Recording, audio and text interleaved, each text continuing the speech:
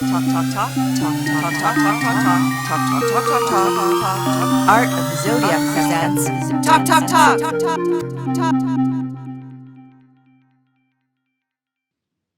Okay, here we go. And hello, I am C. Vivi Henriette of Art of the Zodiac, currently with a blurred camera, and I'm going to go with it today with my very special guest, Kyle Bueller of Psychedelics Today. Thanks for joining me. Thanks so much for having me. Excited to be here with you. Yeah. So okay, out of the gate, let me see if I'm going to get your title correct. Co-founder of Psychedelics Today, head of teaching. I know there's a fancier way of saying that. Breathwork facilitator, therapist. What am I missing? You nailed it. Yeah, so co-founder of Psychedelics Today. I guess I hold the title of VP of Education and Training. I actually have put my therapy practice on pause, so not Okay. actively a therapist, but trained as a therapist. And yeah, breathwork facilitator and stuff like that. And the only reason why I put therapy on hold is because things have gotten so crazy here at Psychedelics Today, and I've been traveling and on the road a whole bunch. So I can imagine. That's one of the questions today. Don't mind me, or mind me if you will. I'm just going to check on my camera if that's okay. I apologize. It's going to be an awkward. See what this camera looks like. oh, so much better. We'll go with that one. The other one's being weird, so we'll live with this. Okay, lovely. I want to start. I know. So from the very beginning, you've had a pretty profound near-death experience when you were young that sort of set you on this path. And I know that you've discussed this at length in plenty of places, so I don't expect you to sort of go on. But maybe can we start there? Yeah, sure. So yeah, I've always been really interested in consciousness. Even as a young kid, I would always have like really intense, vivid dreams. I feel like I started to create interesting dream maps as a kid. And sometimes when I would go to bed, I would have the intention on going back into certain scenes and interacting with like certain dream figures. And my mom always told me I was like always like, I don't know, talking to people at like, I don't know, like downstairs. Like it felt like I was probably in tune with something. Yeah. And then all that, as your personality and ego forms and you start to become a human in the world, that stuff starts to shut down. Mhm. Right. So I started to become interested in consciousness again around the age of 15. I was a freshman in high school and we had to do a book report. And I just started getting into snowboarding at that time. I think maybe I started skiing. So I was probably skiing for 2 years. And at that point, maybe I was snowboarding for like a year or two, maybe 2, 3 years. But I picked up this book called Snowboarding to Nirvana. And it was about this guy who went over to Nepal, ran into this monk, and then the monk taught him transcendental meditation. And so in the book, they're weaving meditation practices and a little bit of like the mysticism in there too, about like, Mhm. time traveling or floating. And Yeah. so I just became fascinated. I was like, man, I wonder like what the human mind is capable of, like if these stories are true. Mhm. And so I started practicing some of the meditation things in the book, and remember having some like really profound experiences with it. And then a year later, I got in a really bad snowboarding accident. So I kind of just like make the joke. I actually maybe snowboarded to Nirvana. Not that I'm enlightened, but just having a really profound experience, and snowboarding got me there. And so yeah, it was New Year's Eve. I was a sophomore in high school. I didn't want to go out and do any partying with my friends, and I just wanted to kind of be out in nature. So me, my brother, and his friend, we went up to a little resort in the Poconos in Pennsylvania called Camelback, and we were night skiing. And during the day, it was really warm. And so when it's really warm, the snow is a little bit more obviously like malleable, and lots of Mhm. mounds start to get kicked up as people are carving and doing all that.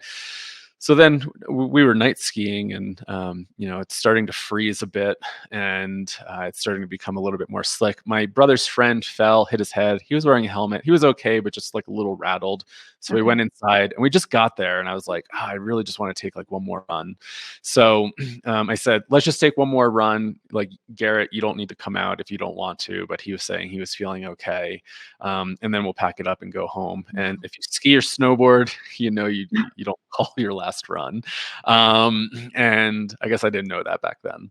Yeah. So I planned out this like really long run where it was going to actually be like a few runs.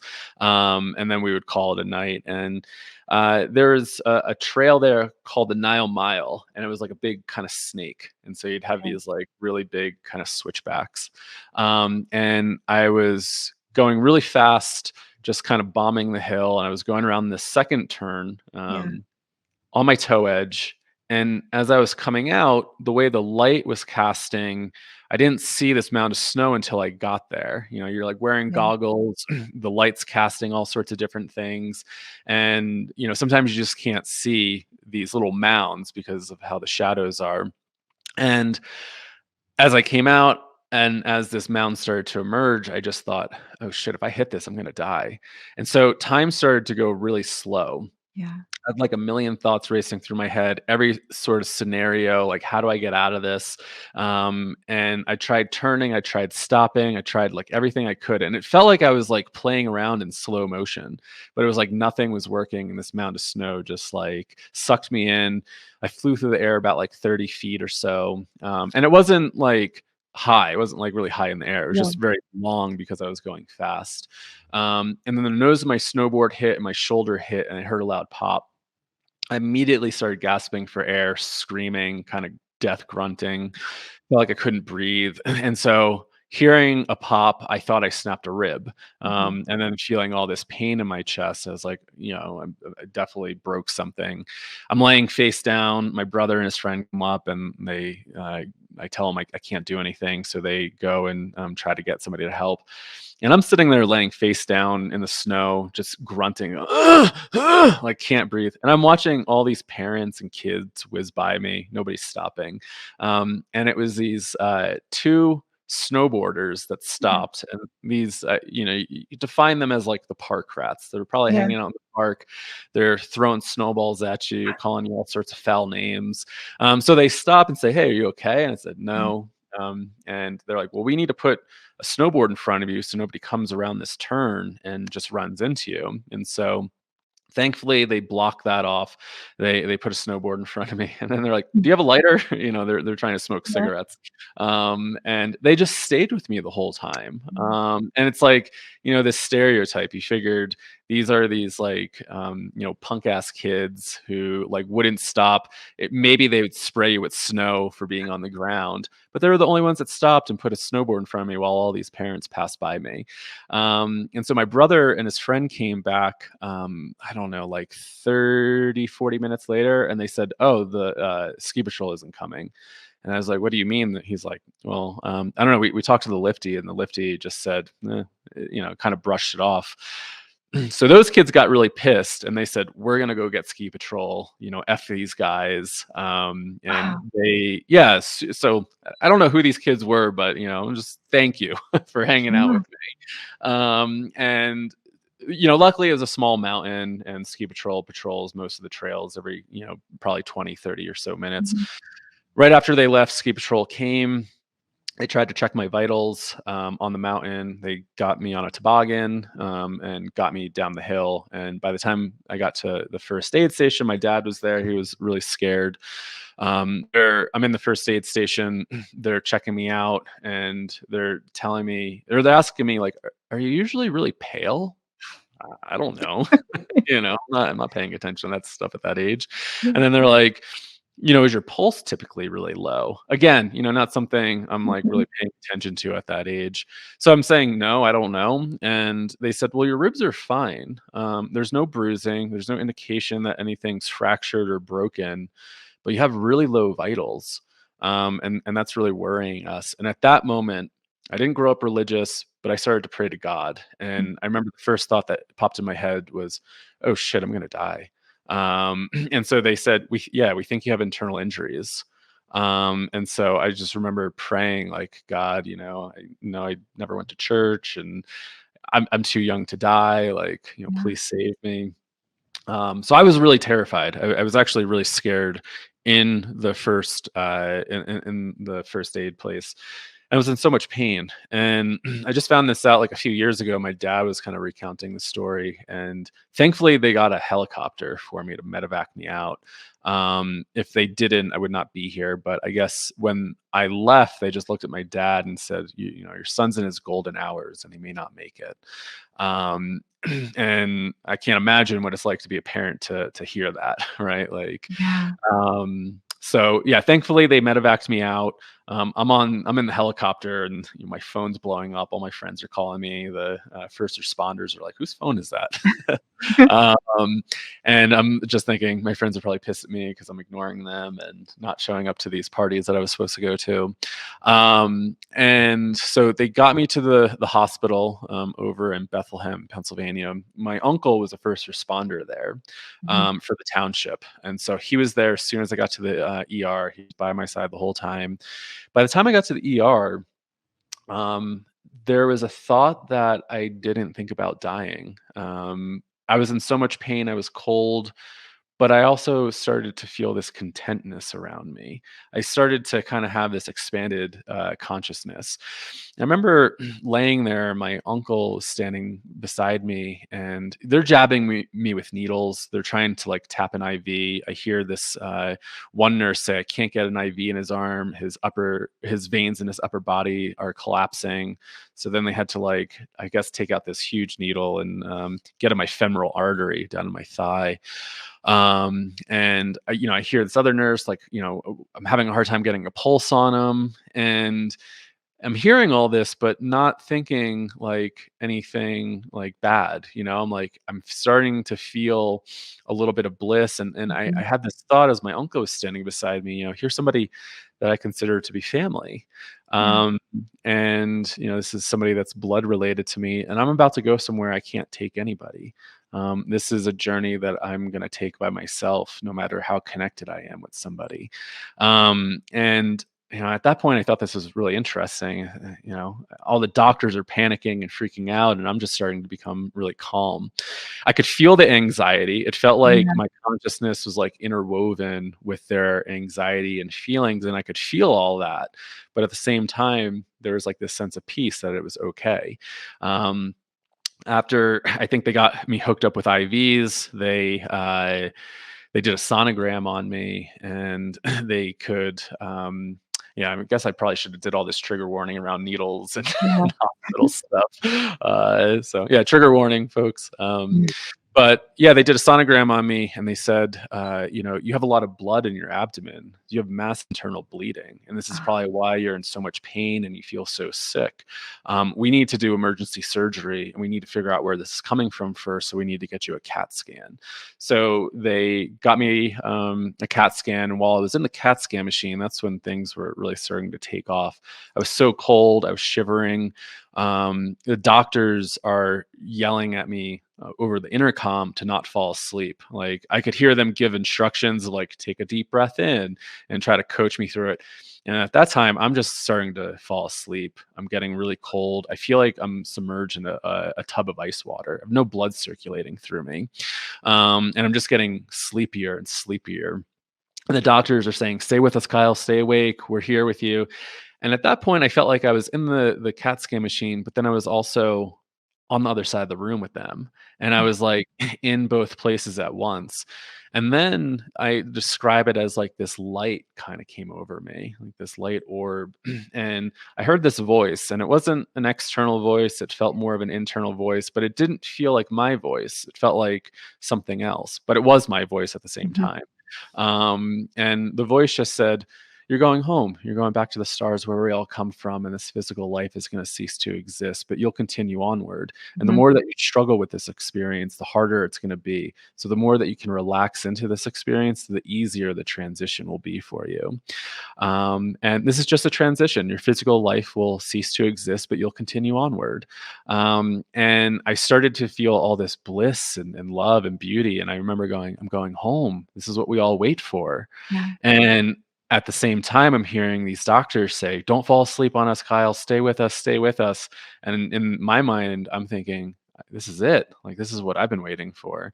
And I share the blissful part of this story, but I learned after many years of doing this work, I got in touch with this scared part where there was a deeper part of me that was terrified that I was never going to see my friends or family ever again.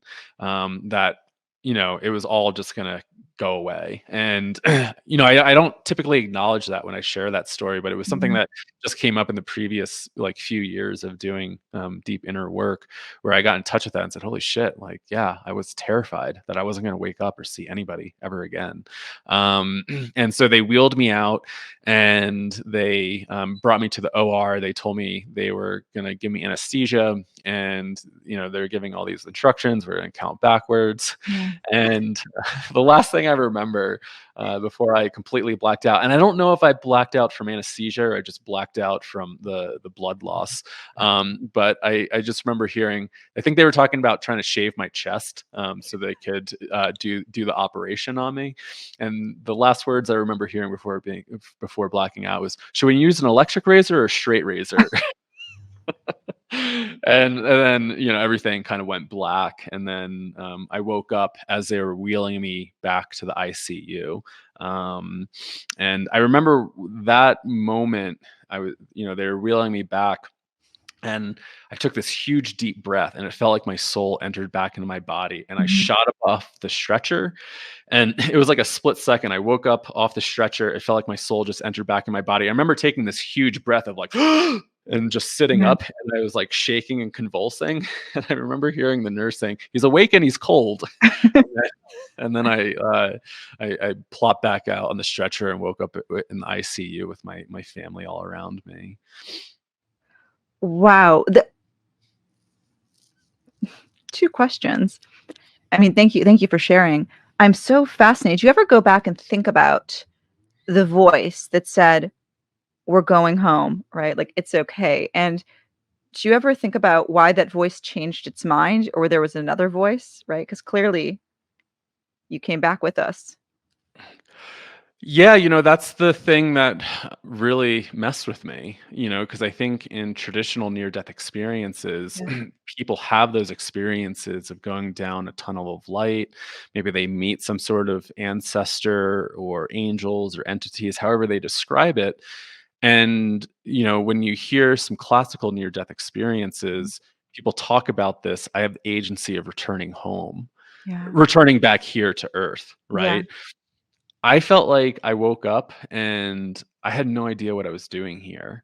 And that took a while. It took a while for like the anesthesia and the drugs to wear off, to start to question that. But there was something. The analogy that I say is like, it's like I woke up with a map on my chest, and this was a new map of the world that I now live in, and it's different than the world of like where I used to live.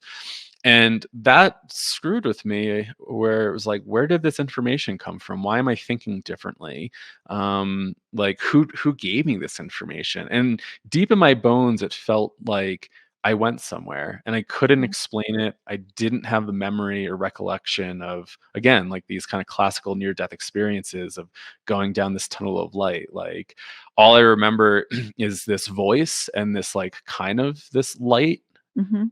telling me I'm going home, and then all of a sudden I wake up in the ICU, and I'm back in this world. And so that, I think, really created some existential challenges for me over the next few years, during those, like, from 16 to like 19. In those next few years, what did you have therapists that didn't understand you, or what was that sort of process like? And then how did you sort of eventually get on the path that you're on now? I didn't have any therapists, and I find that to be really interesting, and it's something that I talk about. It's like our culture isn't like psycho-spiritually literate to maybe even Mhm. ask the question that somebody just had a really profound experience and almost died. Maybe we should ask them about, how do you feel? You know? Yeah. And I don't blame anybody for not asking me that, right? I talked to a lot of my friends about it, and I'm sure they got sick of hearing me. And when you're at that age, you're not thinking about existential issues, right?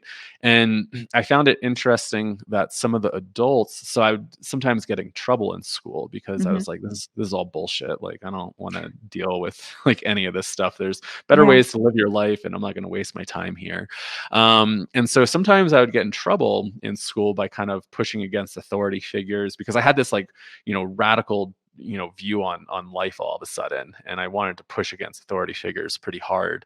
And I remember there was a teacher that, I guess, she was really upset in how I was acting, so wrote an email, and I read this email maybe like, I don't know, 3, 4, or 5 years ago. My mom just like pulled it out. She was going through some old documents. I guess she printed Yeah. it out, and I was home for Thanksgiving, and uh, it read something like, I don't know if you know much about Kyle's like near death experience and his new ideas and philosophies, but like I think you should give him another near death experience to shake some like sense into him. And he's got so much potential, but he's just completely like, misguided. And so you should probably give him another near death experience. And I read this and I was just like, wow, that's like really, really messed up.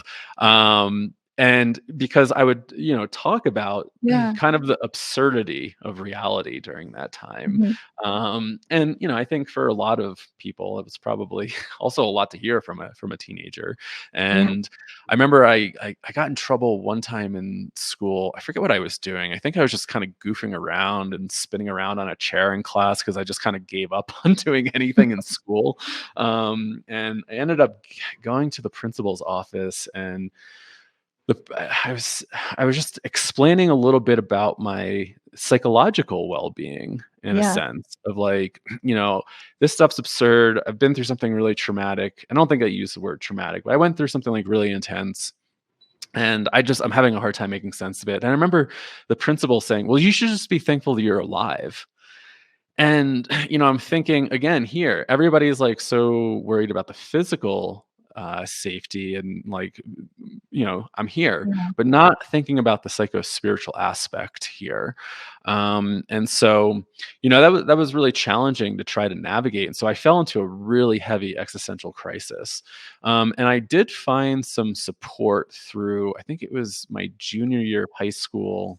Yeah, I think it was junior year of high school. We were in our English class, we were studying and reading a lot of existential writers. And so Yeah. we were, reading Camus and like a few of these other guys. And I really gravitated towards it. And I really connected with that teacher. And that teacher actually saw something in me and my writing and was Yeah. like really encouraging me to like explore this a little bit more. And she gave me like all these book recommendations. And I think found it really interesting of the things I was writing. So this person was like actually really supportive, and she gave me a lot of hope in a sense, that I was able to explore these really dark ideas. And I came across like the art, like a paper that I wrote for her class, like I don't know, like over a decade ago. I was just Mhm. searching through some old files.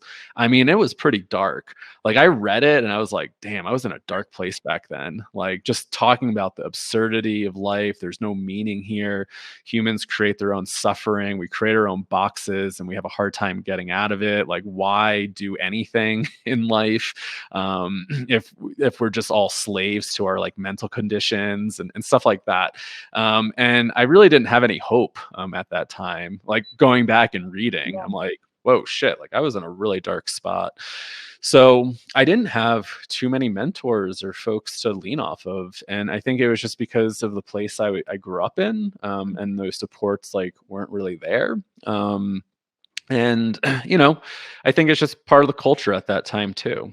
So not to blame anybody. It was just like where I was at that time, and to some degree, maybe also kind of thankful that I didn't have that support because it made me kind of go through it by myself in a sense and try to Yeah. figure it out and make my own meaning out of it versus having other people try to decipher and make meaning out of it. So, um, it wasn't until I was 19, I think. I already started experimenting with alcohol and cannabis at that point. I Okay. think at like 18. I didn't do any sort of substances in high school. I was pretty much of a square. I said, I remember I had this like idea of like, people are getting high, but the only thing you need to get high on is just being alive, right? So like I was really still, even though I was in a dark place, I was Yeah. also really thankful to be alive, and I didn't want to damage my body or anything like that. But then, the depression and kind of suicidal ideation starts to kick in and getting a little bit older. And then I started to experiment a bit more after I got out of high school. And a friend of mine, we ate mushrooms and went out into the woods. And I didn't know anything. I had one previous experience. It was like with I guess what we would call like a museum dose. It was a very small dose, Okay. nothing to prepare me for what I was about to go through. And yeah, went out into the woods. I think I ate like 2 grams and had a full-on mystical near-death experience all over again with this psychedelic trip. And it helped me to kind of relive my near-death experience and help to provide a little bit of, I guess, meaning to what was going on. So as I mentioned, it's like I woke up and this new map was on my chest, but where did that come from? Yeah. So during this psychedelic experience, it was like I entered back into a death bardo. I entered back into this state of nothingness, meeting kind of entities and feeling like I was reliving my near-death experience and meeting these things that gave me information. Do I believe it was 100% true? I mean, I don't know. I Yeah. don't not like, like dogmatic that this is exactly what happened, but it allowed me to process my experience and kind of recontextualize it in a way that I remember coming out of that scratching my head going, how could somebody ingest something that grows from the earth that could replicate death like that all over again? Mhm. And it really pulled me out of my depression. And I explored some of the reasoning behind a lot of my thinking at that time, especially around a lot of the suicidal ideation. Yeah. And it was along the lines of, it's like, I physically don't want to die again, but there's a part of me that is having a hard time letting go of the old part of me Mhm. and this new part of merging and this conflict between the two.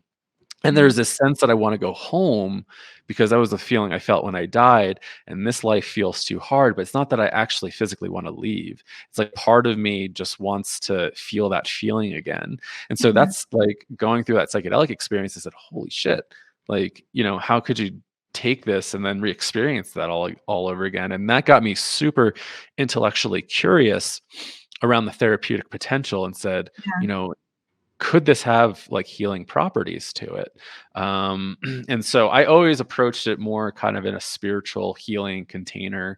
Anytime I ever did any of that stuff more recreationally, it just never really ended well. So that ended up having me go down this path to study transpersonal psychology. And I did a bachelor's in transpersonal psychology, and it was a really unique program. Got to work with some really great mentors and teachers, and it wasn't until I got there that, you asked me about therapists and stuff like Yeah. that.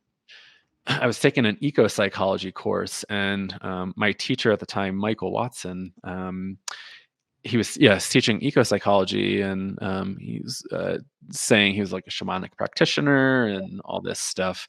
And I was like, I feel like I need to tell this guy my story. So after class ended one Yeah. night, I said, "Hey, I just need to share my story with you."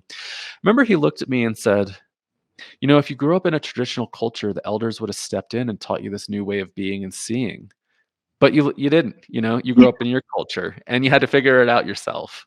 And that was like the first time I felt seen and heard by somebody. It's like somebody gets it.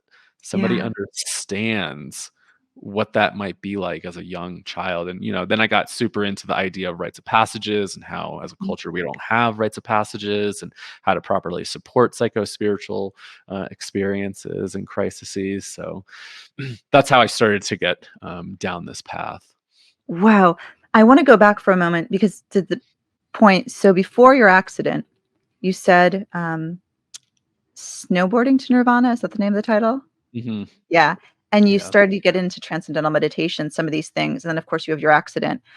Even though you didn't have mentors or people, were you able to sort of have this thread of a meditation practice or something that sort of kept you along until you were able to sort of have this mushroom experience and suss it out in a way that led down your path? Trying to think. There might have been times I tried to do some meditation here and there, but Yeah. no, honestly, what kept me going at times was this deep voice inside of me, that said, it just reminded me to keep going, and that like people just won't understand this because they've never been there. And not to say like, this is like a special experience, Yeah. right? But a lot of people might not know what that's like. And so you deep down inside know what's true. And Mm. so really pay attention to that. Cause I remember like I went to a doctor with some health stuff and he was just wanting to push SSRIs on me. Mhm. And I remember I was sitting in the doctor's office and this voice did come to me and say, "Don't take it." Yeah. Like you're going through something that Western medicine just doesn't understand. And I tried to trust that more and more. And so there's this like more intuitive part, or maybe like a higher self part, or, um, you know, maybe me connecting with, if we want to use any sort of spiritual lingo, like the universe or guides or whatnot. But it felt like there was something, even though I was in a dark place, there's something also guiding me through it. And trying to also keep me a bit grounded at times. um so Wow. And what is if you can give a brief definition of transpersonal psychology for people who don't know, and maybe what drew you to this study? Yeah, transpersonal psychology, when we break the word transpersonal down, just Mm. really means beyond the personal. And so transpersonal psychology was developed out of the humanistic psychology movement. And a few people got together, like Abe Maslow, Dr. Stanislav Grof, James Fadiman, Tony Stewart, and a few others. And Mm. they were trying to create a new branch of psychology that would encompass human experience from a Yeah. wide variety of experiences. And while humanistic psychology, I think, did a great job with kind of being more person centered and and stuff like that, it also didn't provide a framework for how do we make sense of dreams, meditation, mystical experiences, near death experiences, shamanic type of experiences, psychedelic experiences, Yeah. and all that type of stuff. And Stan, for those that don't know who Stan Grof is a pioneer in LSD research. And so he was really he's like one of the main theorists and founders of transpersonal psychology, bringing a lot of his experiences with psychedelic research and theories into this field. And so, yeah, the realm of transpersonal psychology can be pretty broad, right? Because there's so much human experience that can unfold. And sometimes we call them exceptional experiences, altered states, non-ordinary states of consciousness, holotropic states, all these words, but they kind of are all along the same meaning. But yeah, they're trying to scientifically explore and give validation for some of these human experiences that maybe Western psychology may dismiss, or we classify it as psychopathology. So it's trying to, yeah, give meaning to these types of experiences. You mentioned that you've had this sort of internal voice that kept you going, and then when you were younger, having really vivid dreams. How did your dream, like, is the dream world something you continue to explore this entire time? Yeah, the dream world is always very active, and sometimes I wake up exhausted because I feel like I live a different life. But yeah, I continue to dream and really kind of do a lot of like inner work in there, and I Yeah. find it to be fascinating because the things that kind of unfold sometimes in the dream world. I don't know, make me scratch my head and go, "What the hell is going on here in the in the universe?" Totally. During those years when you were sort of searching for sort of in that your own personal, it sounds like Bardo state, was there some like help coming from the dream world with what you were going through? Probably, like, I'm trying to think back during those times. There was probably, yeah, I mean, I can't think of like any big powerful dreams during that time, but I'm sure there Well, actually, no, there was, now that I'm thinking about it, there was this one pretty funny dream that I had. It was like right after my accident. Not right after, I think it was like my junior, senior year. I had this dream where I was walking through the hallways with a loudspeaker telling everybody to wake up and stop kind of following the authority, and that they're just brainwashing you and factory producing you for different reasons. And I remember coming out of that dream like going like, oh, that'd be so awesome if I could like, and to some degree I was kind of already like doing some of that, but I don't know, it also just gave me a little bit of validation of like, maybe these are my feelings, right? Yeah. And this is how I feel about this situation right now. And yeah, yeah, I haven't thought about that dream in a while. I mean, it's wild that you'd end up, right, like having a podcast. It's very successful called Psychedelics Today, where essentially you are kind of going through the world with a loudspeaker. That is pretty interesting. I didn't even think about that. That's really fascinating. Huh. And That's some great analysis there. Thank you for uh, pointing that out. yeah, because you said in another, I think you were talking about a voice, maybe this is when you were on mushrooms, that saying that you would be teaching, that sort of had that sort of prophetic moment too. Am I getting this correct? That was actually a breathwork experience. Oh, okay. So let's Yes. hop in there. Can we talk about the breath work and how that weaves in? And Yeah, so during my undergrad, so this school that I went to called Burlington College, unfortunately, it doesn't exist anymore. They ended up shutting down in 2016 due to just a bad business decision. Had nothing to do with academics. It was just they purchased a pretty big building that they couldn't afford, and so during that time, it was a very experientially oriented program. We would have 3-hour classes. We were expected to do homework, and then we would come into class and have process groups and do a lot of experiential work, which was super cool. So to some degree, Burlington College for me was my integration container. And really kind of, I just was chatting with somebody a few weeks ago and just reminded me of the importance of having an intellectual kind of container to explore one's experience in community. And if I didn't have that, I probably would have gone off the deep end and gone insane. And so to some degree, that school is what I really needed. And I needed that intellectual container to explore my experience in so many different ways. And so it was very experientially oriented. I would have classes, well, we had like a main psychology kind of curriculum, psychopathology, intro to psychology, stuff like that. But then we would have experiential transpersonal classes that included a weekend breathwork retreat. So I got to go down and do breathwork for a weekend and get a 1-credit class. We during the summers were really fun because we would have these intensive classes. One was a dream class, and so we spent a week at my teacher's house, camping in his yard, incubating dreams and doing Jungian dream analysis. And he had this dream hut where every night one person would go in there and we would incubate somebody's dream and have this whole ritual around it. And I went in there the one night. I was fortunate enough. I don't know how I got in there, but I wrote like 10 pages down. It was like one of the most vivid dreams I had, where like I knew faces and names and I was writing license plate numbers down. It was like so vivid. And then, I got training in Reiki 1 and 2 there. We would have like classes in Chinese medicine, and shamanic classes, all sorts of stuff. It felt like Hogwarts, which was really cool, and just really fortunate enough I was able to be part of a unique program like that. So that's how I came across breathwork. And I remember there was a 1-credit weekend workshop, and the reason why I ended up going down to study transpersonal psychology is because I came across Stan Groff's work. So after some really challenging psychedelic experiences and the near-death experience, as I mentioned, I was so lost. And so I started off with like Ram Dass, some of Rick Strassman's work with DMT, the spirit molecule. And then after a really challenging LSD experience I had when I was 20, I was starting to go into a spiritual emergence.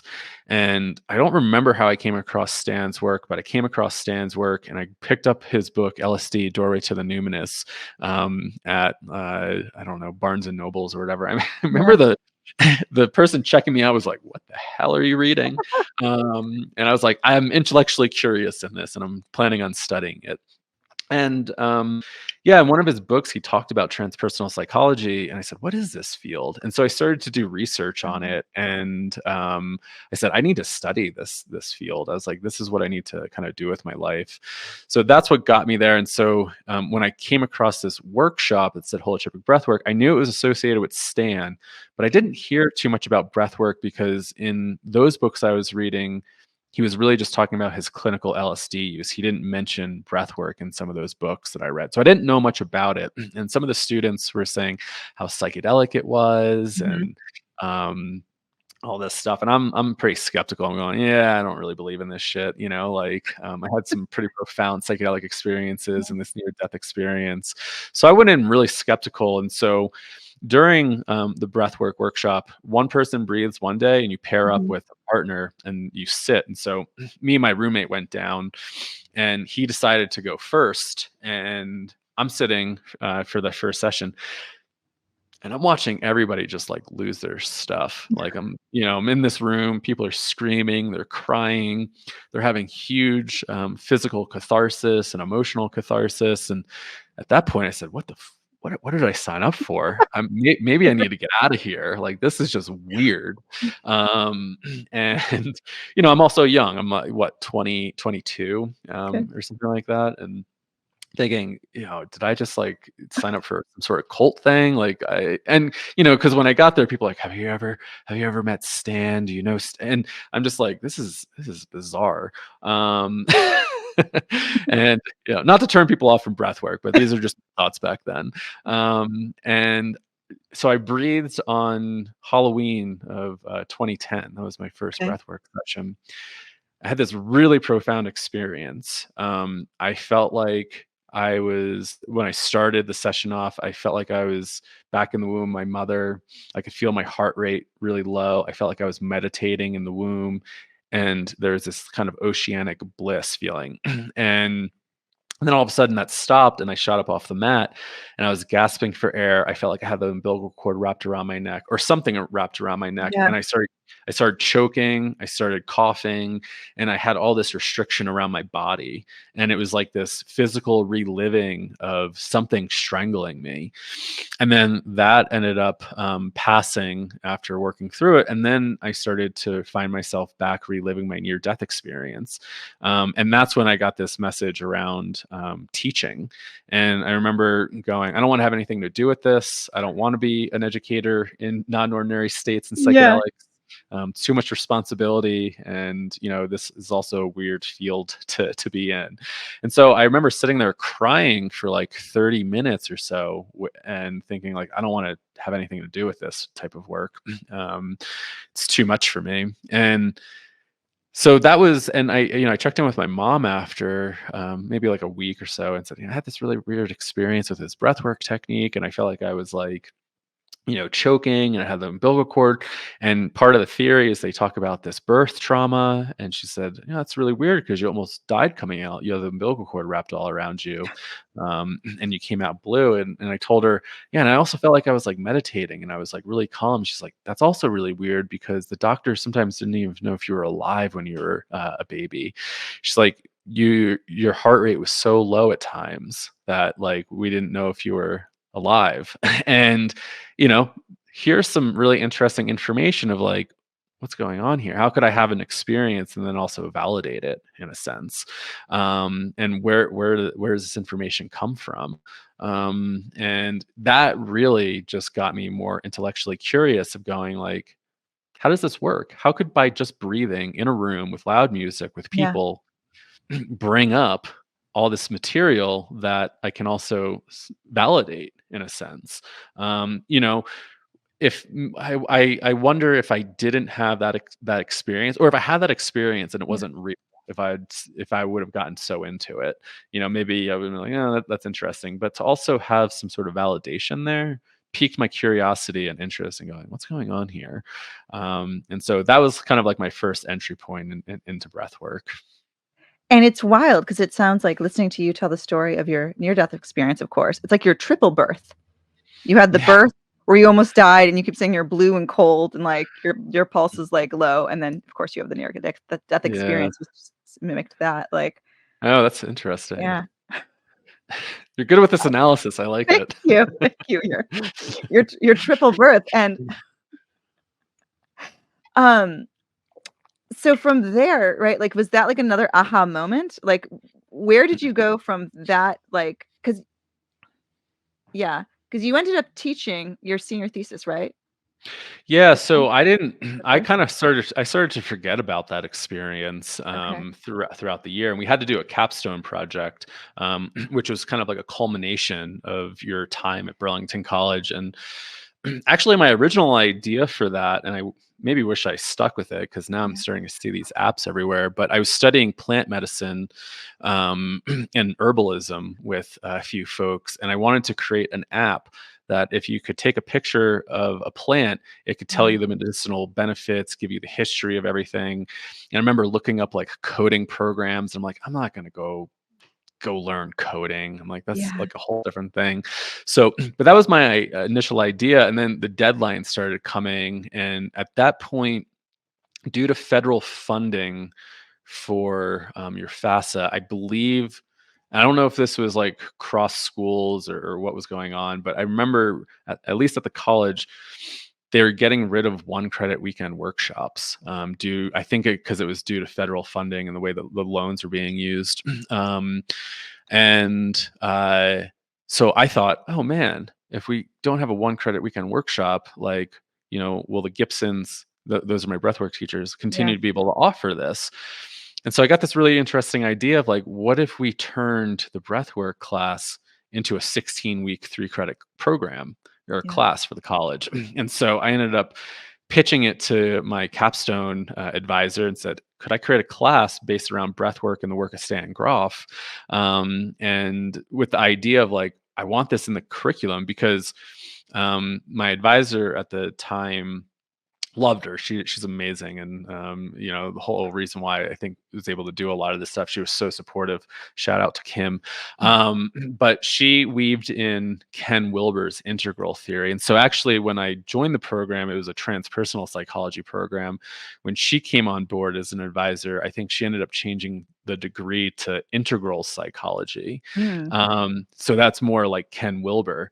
So my degree is actually, I think, that says integral psychology. I never went down the integral route, and I Yeah. hold I hold it that I went into the program with a transpersonal program, but they changed it on me. So yeah, so I stick to the transpersonal, and transpersonal, yeah, really sticking to the Groffian perspective. So I ended up just kind of creating this class for the college, and yeah, like I said, Kim was so cool. She had me pass it, got it approved by the dean and everything, and I was able to co-teach it with the Gibsons because yeah, you needed obviously credentials to teach at the college. And the cool thing was since Lenny and Elizabeth are also like students and colleagues and friends of Stan. I was able to get Stan to Skype in to do Q&A for the students. I remember sitting there going like, this is so wild. I remember being at the pool when I was 20, lifeguarding, or 21, reading Stan's work, and now all of a sudden I'm 25 and he's sitting in front of this screen that I'm like teaching this class with. And it was just like this big like moment of like, whoa. And Elizabeth actually looked at me and said, you should really go back and look at that first mandala and that first breathwork experience. And she's like, Yeah. you're doing it. And I was like, what? Like, I wasn't even thinking about it at the Yeah. time.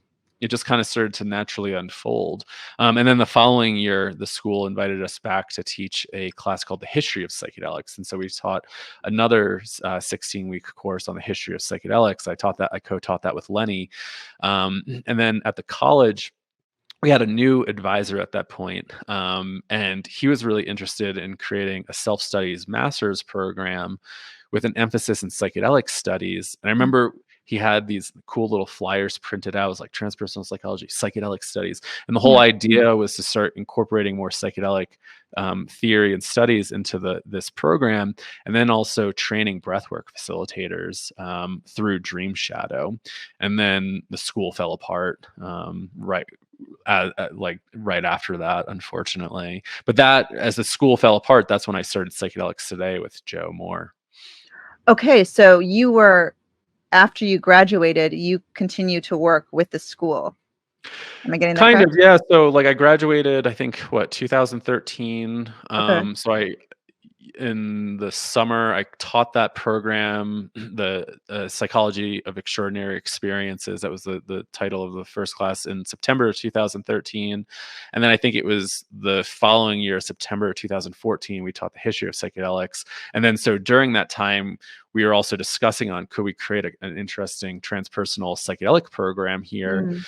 And so that was between like 2014, 15, and then the school started to decline late 2015-ish. And so the conversation started to kind of dwindle towards the end because the school wasn't in a good position. And then it finally closed May of 2016, which was actually the time Joe and I released our first episode of Psychedelics Today.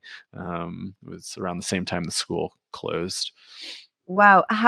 How did you meet Joe? And I heard that and is this true that when you started the podcast, originally it was more focused on breath work than psychedelics? Is that So correct? me and Joe met through our breathwork teachers. Like Lenny and Okay. Elizabeth kept going, yeah, have you met Joe? Like Yeah.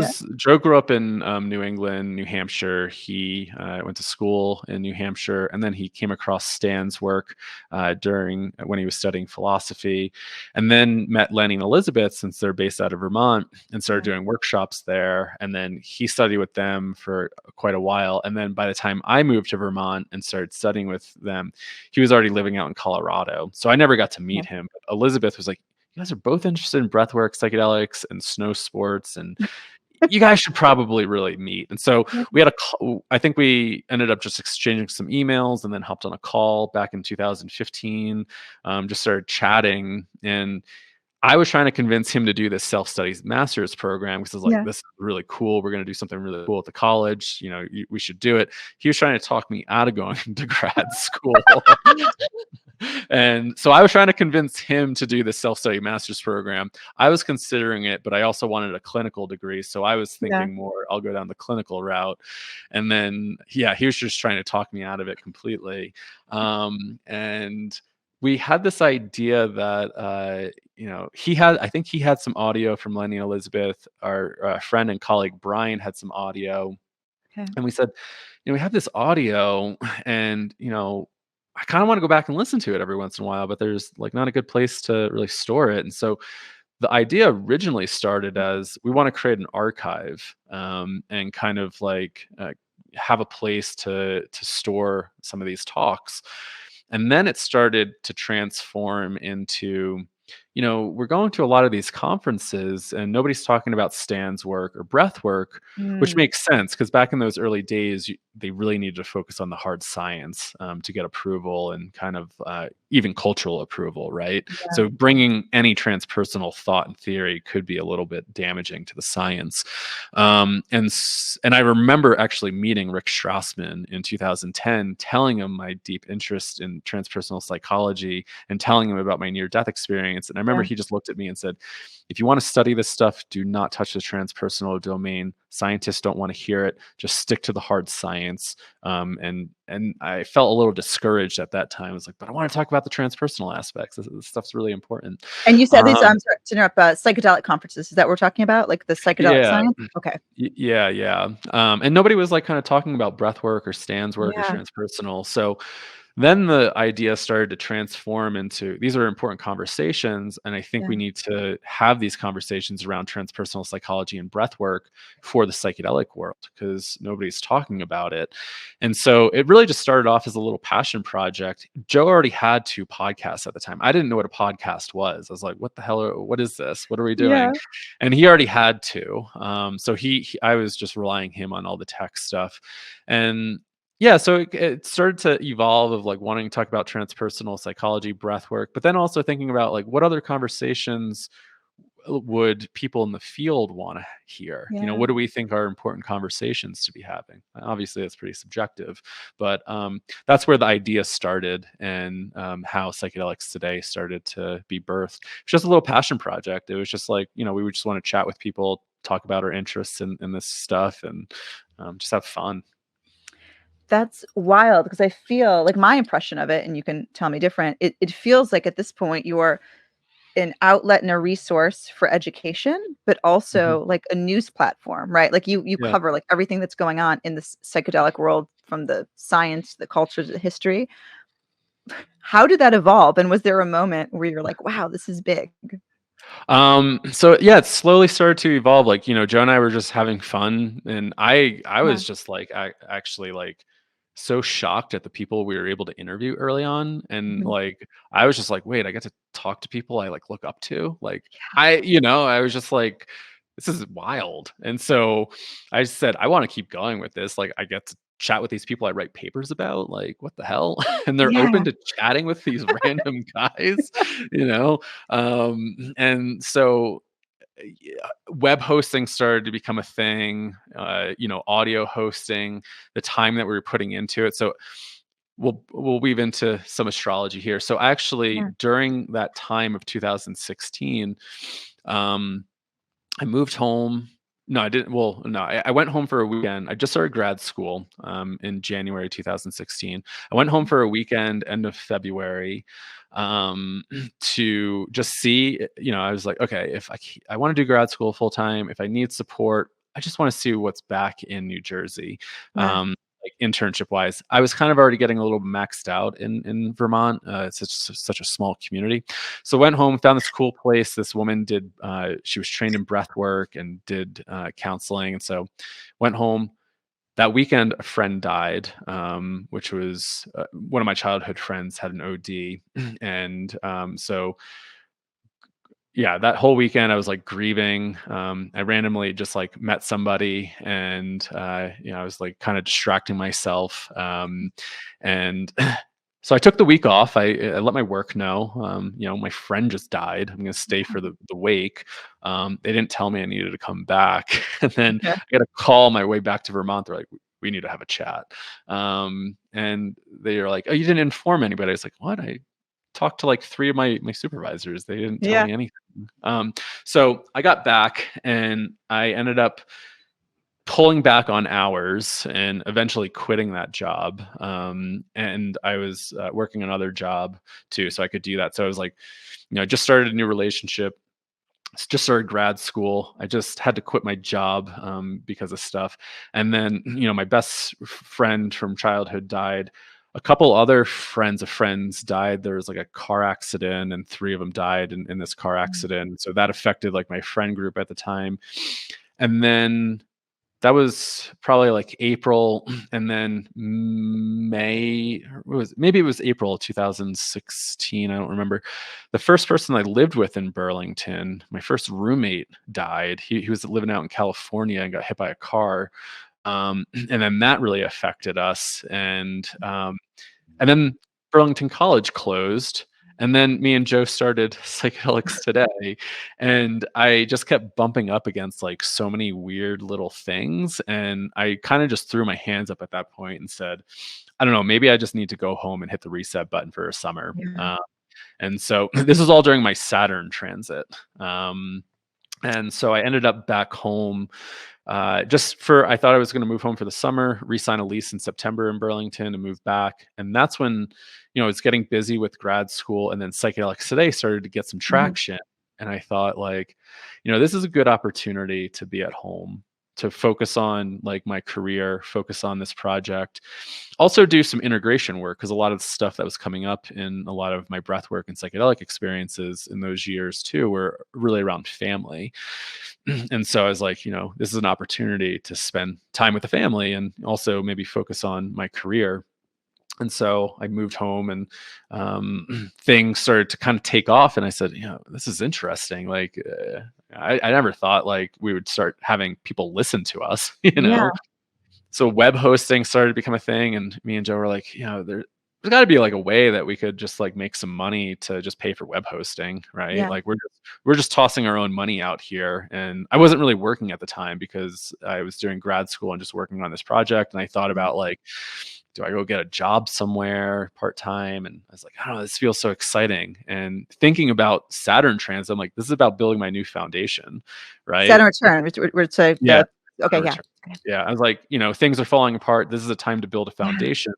Let me really focus on this. I don't know when I'm gonna be able to have an opportunity like this again to have a Yeah. safety support, to do something that is a big risk of just working on a passion project, you know. Yeah.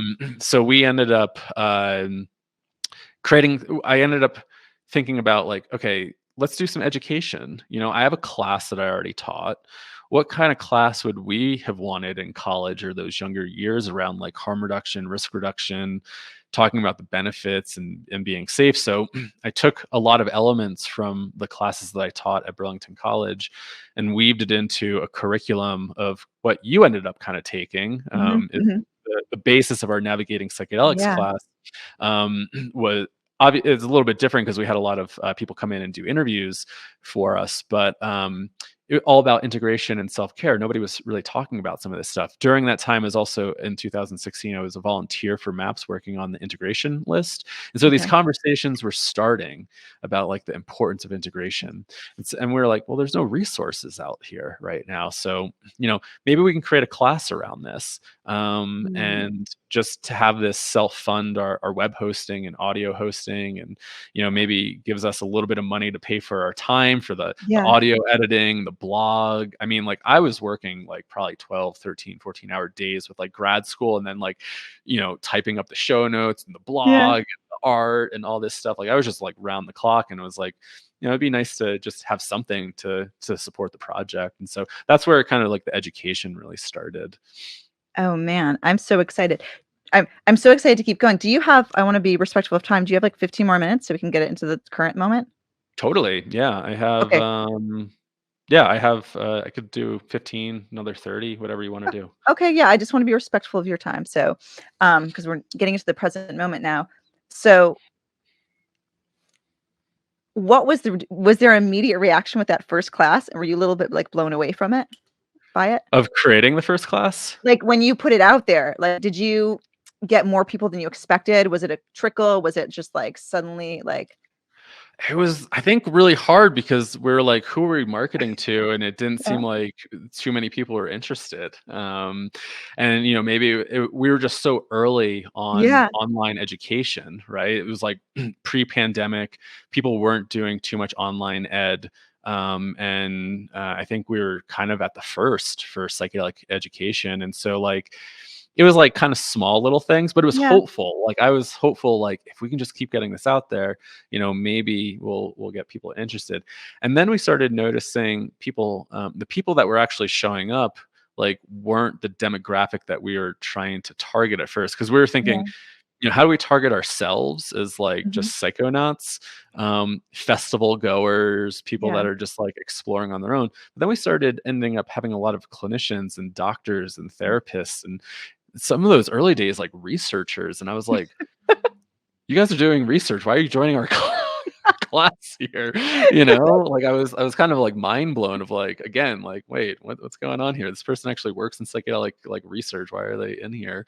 But it was the community, people wanted to connect yeah, and talk about a lot of this stuff and just have a space to process and dig deep into it.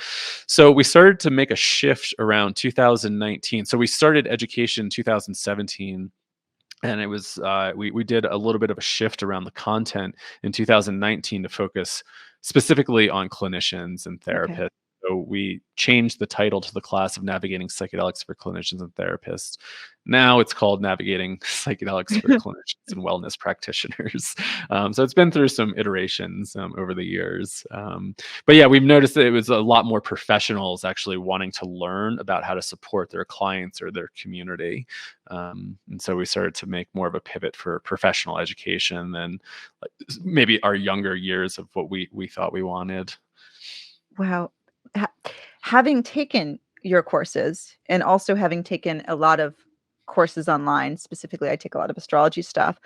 What I really love that you do, Psychedelics Today, is that you not only are creating curriculum where you teach, but you bring on all these sort of experts and just a wide array of people in the field, and it feels so rich and it's, like, so important, and I feel like there's actually very little, um, I can't there's not that many people who are doing it, Mm.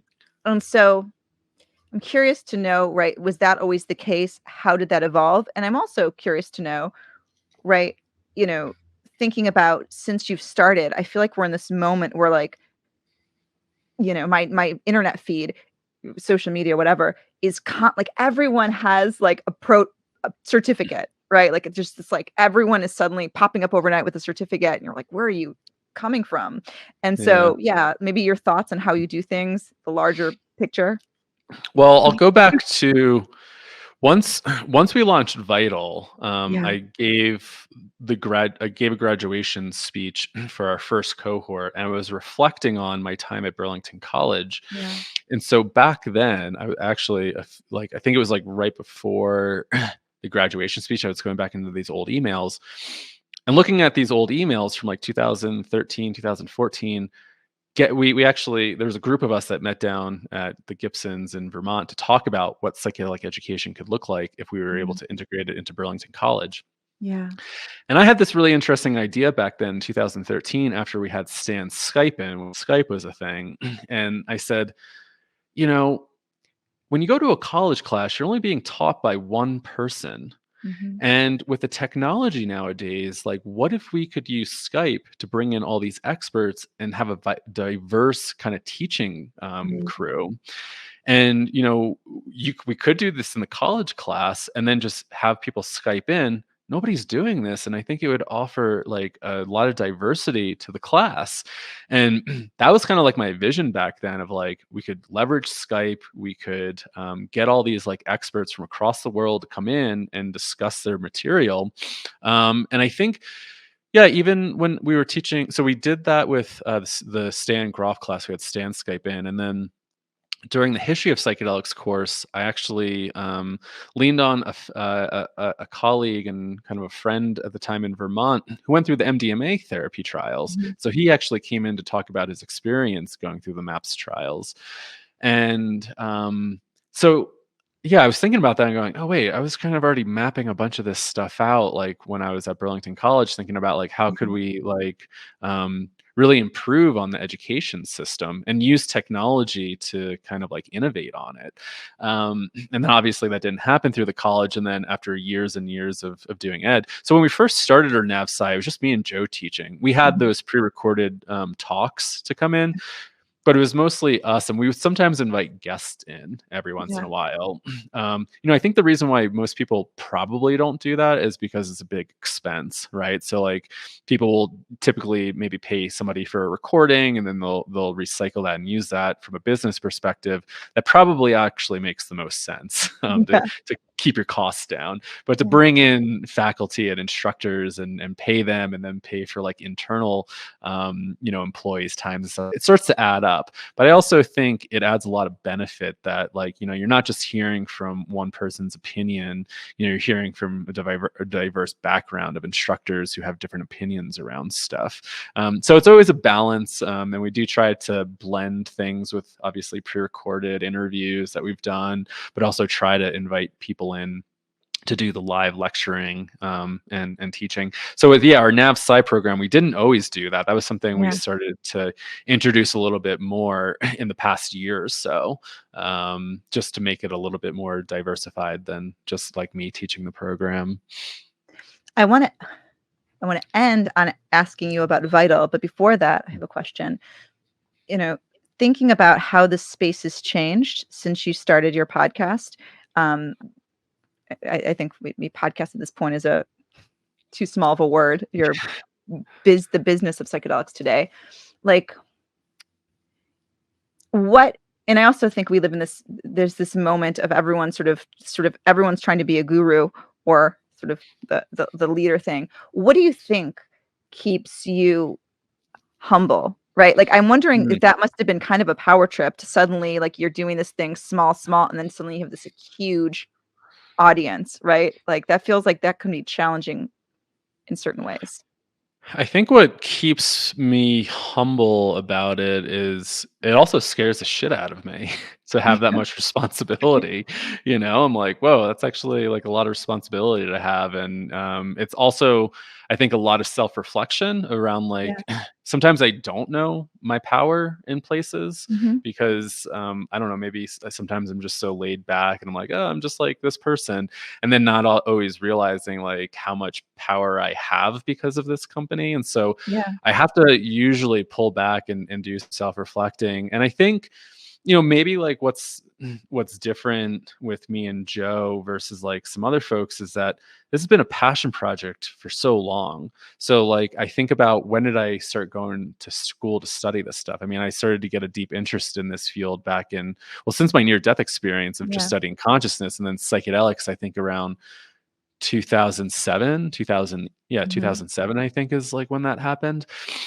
And then just being so curious versus, post 2018, we see a lot of money come in Yeah. around biotech, the hype, where people coming in thinking this is like cannabis 2.0, we're going to make lots of money. And then, yeah, just kind of the power around saying folks that are like, I'm a shaman, and how sexy that is, and Yeah. how much power and authority you might have with that. And I think, that's a little bit of the difference of like, we started this way before the hype, just out of our own intellectual curiosity and our own process, versus there's a lot of people, and obviously this is a generalization, there's a lot of people Sure. that are coming into the space now that have generally been impacted by psychedelics. They want to make a difference, Mhm. and they're doing it with good intentions.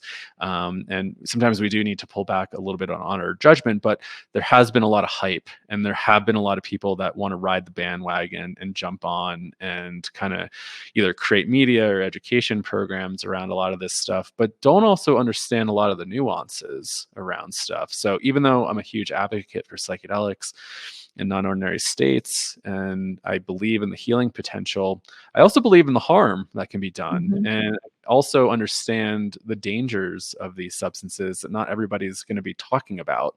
And so I think that also makes us a little bit different, where we're kind of able to push that edge a bit more, because we've been around for a while, we've heard a lot of things, we've experienced a lot of things. And I think also what keeps me humbled is the medicine. Like, sometimes I go into that medicine space and or breath work, and it gives me some like really tough shit to sit with. I remember I actually, back in 2019, I don't think I've really shared this publicly, but I was in an ayahuasca ceremony in Costa Rica, and I got this message saying like, psychedelics are part of your life, but they're not your entire life. And I was thinking about that. It's like, I've created my entire life around psychedelics. Like, what does that even mean, that it's just part of my life? And I had to really think about it. It was like, do I want to make a career out of this? Like, am I just like capitalizing on some of Yeah. this stuff? Am I culturally appropriating? And then also on the other side, it's like, people need education. Mhm. People need to be more informed around the potential risks. If we're not doing it, somebody else is going to do it. So, it feels like this is where life has led me. And so how do I keep showing up? But yeah, I mean, be really vulnerable and honest. Sometimes I don't want to do it. Sometimes I come back to that breathwork experience of going like, this is a lot of responsibility that I'd rather just, be snowboarding or doing other things. So for me, it's like a calling that I actually fight against. Yeah. Um, and like, I do get excited about it, and I get really amped on it. And then there's other times where I'm like, I don't know. Sometimes I want to back away from it and not participate. So it's this interesting push and pull, because I think, yeah, when I sometimes go into those states, like, some of the shit that I confront, I'm like, whoa, like what's going on here? How do I sit with this? How do I sit with this shadow material that's coming up? Stuff like that. So Wow. Maybe on that note, how did you I'm trying to bring us to the present. Um, what is Vital, mm, and why did you create it, and like what is your hope for it? yeah, great question. So Mhm. Vital is our, I hate to say 12-month certificate program. That's what it is. Yeah. It might change over the years. But Okay. for right now, it's a certificate program in psychedelic informed practice, harm reduction, and integration. And at the moment, it's 12 months. Okay. So why we developed Vital, kind of a couple reasons. One is we've always wanted a more in-depth training. We did our navigating psychedelics class that ran when we originally started. It was like 4 weeks, 6 weeks, 7 weeks, 8 weeks, Okay. 9 weeks. And we've always wanted something a little bit more in-depth and experientially oriented. And so that was probably the main reason of like people want to continue to study with us. We get feedback. Do you have any other classes coming up? Where can we learn more? And then as we talk about breathwork, people are like, where can I have these experiences? Can we have experiences with you? And so we wanted to create a larger kind of training program that can encompass psychedelic theory along with the experiential component of incorporating breath work or some other sorts of non-ordinary experiences. And then thinking about the changing landscape. So right now there's a lot of programs that are just for licensed professionals. Okay. So you have programs like CIIS has been at the forefront, right? They were maybe, along with MAPS, like probably the first to have some sort of psychedelic training program. Yeah. But it was always restricted to licensed professionals. So as we're starting to see more local ordinances pass criminalization initiatives and ballots, people are doing this work, right? There's people in decriminalized zones where they're already hosting their community ceremonies. Yeah. Where do they get education? As states are legalizing, people that don't have a license are able to get involved. And so we wanted to create a more kind of inclusive program where people that are trying to become more psychedelically literate and competent have the space to do so in community. And it's, very kind of process oriented. So they can really understand a lot of the nuance here. And so what I like to sometimes say with Vital is like, there's a lot of other programs that are really focused on kind of the scaffolding of psychedelic assisted therapy models to really kind of learn that. I think if we really want to change society, we need a lot more people outside of the medical and therapy worlds to get educated and to be more informed to make better decisions. Because, we can use a lot of different examples that have just happened in the news recently that can potentially, backtrack this whole thing. So we can look at the pilot in Oregon, right? Eating a bunch of mushrooms and then trying to turn off the engine. I've heard different stories that he ate mushrooms a couple days prior, and then he got on the plane. And then I think there's another story that was released a little bit later saying he was actually on mushrooms on the flight, and that he thought that was his only way out was turning off the engines. Or we could look at, something that just happened recently with Matthew Perry dying, and the headlines there around the headlines focusing on ketamine being in his system. Yeah. Ketamine, yes, it played an impact, but it was doing it in a session in a place where he was in a hot tub or in a tub or wherever he was, and so to really change, I think, the culture and the narrative, we need people that can get this education just outside of the therapy model. And so what we're really focused on with Vital is like more informed practice, more focus on the harm reduction, and then integration. And so, yeah, like I said, like it feels like other places and programs are building like this scaffolding for psychedelic assisted therapy and services, where I'm more interested, and I think my team at Psychedelics Today and Vital would agree, we're more focused on the safety net.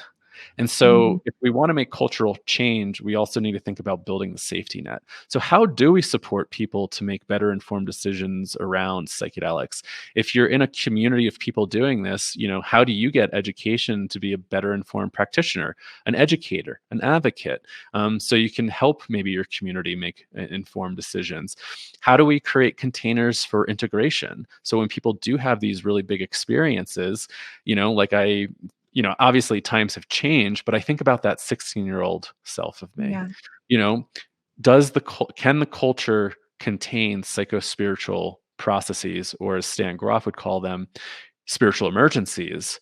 Because if not, we're going to continue to push people on the outskirts. Oh, you had a really big experience, then, you can't handle the medicine or whatever it is. Or, people have these big experiences, they don't have the proper support. And then, it makes news that they were acting erratic or doing something, what we would think might be crazy or whatnot. So we also need to think about this safety net and the foundation for people to come back to. And we need a lot of educated and literate and competent people out there to weave that into their own lives. And so, whether you're a practitioner, a Mhm. clinician, a doctor, if you're working with clients, you have no idea, maybe how to talk to clients about psychedelics because you don't have, the information around it. Yeah. So, providing the information that way. Maybe you're an educator in the community. You're providing meetup groups, you're hosting events. If you're a wellness practitioner, right? People are coming in saying, I want to microdose. You don't know anything about it. Right? How do you properly support them to help them make better informed decisions around it? So I also think about the more cultural aspect than just kind of the medical model kind of training. And something that's been really interesting, actually, that I've noticed, and I just heard this feedback from one of our instructors, is that there's been a lot of people that like signed up wanting to become like a psychedelic facilitator. And Yeah. while you'll learn facilitation skills at some of our retreats and be able to sit for folks, I like to say we're not giving license for you to do this, right? You're going Yeah. to go out and do whatever work that you're going to do, but at least you're providing that skill. But a lot of people started off with the program thinking, oh, I'm going to do this work. Yeah. And then at the halfway mark, or by the time they end the program, they go, whoa, there's so much stuff I didn't even know, where maybe I'm going to take a pause and take more time to sit with this. Or sometimes people have come to the retreats and they think they really want to do like psychedelic therapy. And then they're sitting with somebody for like 6 hours and they go, that was really tough. Maybe I actually just want to focus on the integration work. Like, maybe I just want to support people post session. And so really trying to give people like an experiential component of like, what does this work feel like? How does it live inside of you? How do you want to show up to it? And so, yeah, we're really trying to train and educate people just around a lot of the nuances here, and provide that space for people to come together, join a community of like-minded people to have conversations around this stuff and dig into the nuance and dig into some of the shadow aspects of it. So Wow. That's I'm biting my tongue because I could take you out down a whole other rabbit hole, and that's absolutely perfect, so I won't. So the Vital program, how can people follow you? What's going on? How can people engage in psychedelics today? yeah, so you can follow us at our main channel, Yeah. psychedelicstoday.com. You can get links to Vital, any of our other educational programs from there. You can check us out on any podcast platform that you're on. So just Psychedelics Today. And if you want to check out Vital specifically, you can go to vitalpsychedelictraining.com and learn more there. As the time that we're recording this, I'm not too sure when this Yeah. episode's coming out, but applications are still open. We launch our third cohort on January 23rd, Wow. 2024. So it's coming up Okay. pretty soon. And then we'll obviously have other cohorts after that if this episode gets released a little bit later. So yeah, if you're interested in learning more, you can just go to psychedelicstoday.com, vitalpsychedelictraining.com, and we're cross-platform, so you can follow us on all the social media and everything. And fantastic. And last question, it's very simple, and this could be take it as you wish. What are you most excited for? Oh man, so many things. I'm excited to be on the mountain a little bit more to snowboard this winter. So that's more of a personal excitement. But I guess just around Yeah. this whole kind of topic and theory, I'm excited to really kind of see where all this goes. Like it's been really exciting to see like Oregon and Colorado legalize these medicines. I'm really excited to see kind of the cultural shifts that happen, right? Like how is this going to impact us on a societal level, right? Is this going to kind of start to change the way that we want to show up? Is it Mhm. going to have any sort of systemic changes to our systems? It might take a while, right? Any sort of paradigm shift takes decades or centuries to actually make a change, but it feels like this is a start. And I didn't think that I would be doing this work right now. Like when I went to school, I thought, maybe I'll have a career in this, like when I'm in my 50s or 60s. I don't know if like, policy is going to progress this quickly. And I've just been blown away by even the past like 5 years, how quick things have been shifting.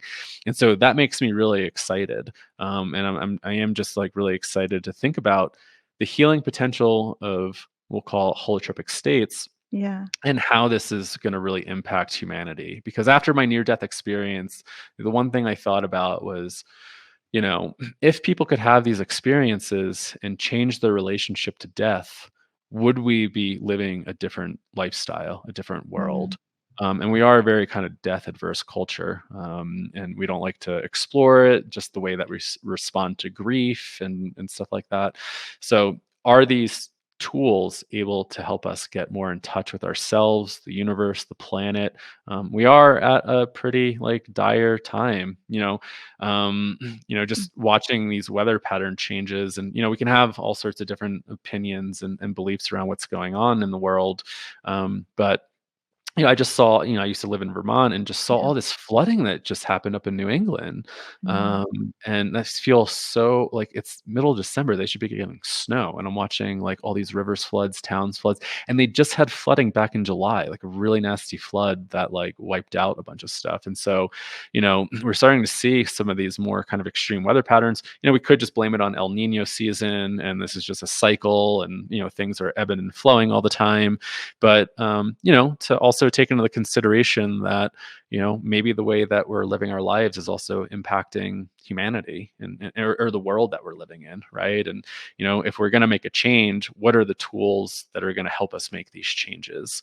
And I always appreciate this origin story that I learned from Kat Harrison, who's an ethnobotanist, and people always ask this question: how the hell did people figure out how to make ayahuasca, right? Yeah. It's like, 1 in a billionth chance, or I forget what the statistic is, around trying to combine these two plants. How many plants are in the Amazon rainforest?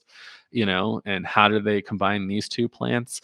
I mean, I guess we could make the argument that there's DMT in a lot of different plants and Yeah. just combining, the MAOI, but the origin story there goes, that Kat shared. I forget who she heard this from, what tribe it comes from, but this white dove flew down from the Andes and came down into the jungle and taught the people how to make this medicine. I remember she said the dove was mentioning that this is medicine to help us remember when we've lost our way. And this helps us to remember who we are. And I think sometimes that's what psychedelics help us, or breath work, or any other sort of, as Stan would call them, technologies of the sacred, helps us to remember who we are and our place here in the cosmos. And I think we just need more time to slow down and remember that. So that's what I'm most excited about, for people to, get more in touch. And this could be an interesting opportunity for humanity, if these start to become more acceptable in culture. And if we Wow. create the right frameworks, and if we Yeah. create the right frameworks for it. Well, I'm not gonna say anything. That was such a poetic ending. My favorite, I will say something. My favorite thing about, especially if you start listening to enough episodes of Psychedelics Today, you hear people talk about psychedelics. My favorite thing is everyone who talks about psychedelic experience just suddenly, it's like, cares about the planet. I don't know any other subject matter where like people do Right. something and suddenly they care about the planet, which is really beautiful. I mean, it's hard to have some of those experiences and think that we're not all interconnected and alive, right? And there is that science to back it up, like Dr. Sam Gandy and a few others. I think it came out of Imperial, that came up with that research that psilocybin actually increased nature connectedness. So there is something to it. There is a science behind that. We do get a little bit more connected to nature when we engage in this. So it's important. It's important. I come back to one more thing. Just thinking about, I did a podcast with this guy, John Buchanan, who's a breathwork facilitator and also like a good friend and colleague in the breathwork world.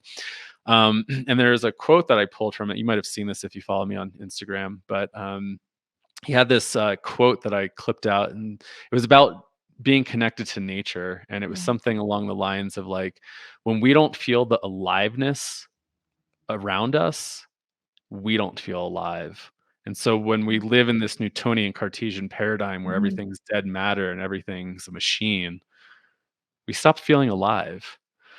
So like we need a new way of feeling connected if we have lost that aliveness. Everything's alive around us, and it's important to feel that. Absolutely. Wow. Thank you so much. This has been really, really inspirational and insightful, and I'm gonna put lots of show notes. So thank you for Awesome. talking with me, and I hope Thank you have a you. This has wonderful been day. super fun. Yeah, I feel like we could just chat for another hour or so. Oh, yeah, I'll stop myself, and I will no doubt at some point in the future hit you up again. Thank you again so much. This has been Yeah, lovely. thank you. I appreciate it. Bye. Take care.